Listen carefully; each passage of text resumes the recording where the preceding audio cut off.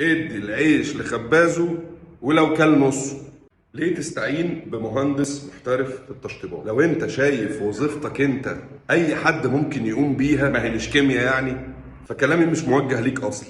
انا كلامي موجه للشطار اللي فارقين في شغلهم، فبالتالي ناجحين، وبيبقى نتيجة نجاحهم ده يونت جميلة مشتريها في حتة ظريفة، عايز يرتاح فيها وتلبي له كل تفاصيله عشان يرتاح ويرجع يفايت تاني في المعركة بتاعته هو. مادام بتحترم شغلك انت، فانت هتحترم الكلام اللي انا بقوله لك. الموضوع بيحتاج تصميم، ترتيبات، فنيات، تفاصيل، رؤية، خبرة. واكيد مش محتاج اقول لك انك لما بتهاير حد بروفيشنال بيبقى اوفر لك بكتير، عشان واحد عمل ديزاين ابليكابل، اتنين عارف هينفذه ازاي وبكام ومنين، رقم ثلاثة ودي اهم حاجة، انه ضامن لك المشوار، ان الديزاين ده هيوصل للنتيجة دي من غير ترايل ايرور، ولا انك تخترع العجلة وتفضل تحاول وتغلط وتحاول وتغلط وكده. لان كلمة اكسبيرينس معناها انه غلط خلاص وجاي يديك الفايدة. وزي ما الناس من زمان قالت، ادي العيش لخبازه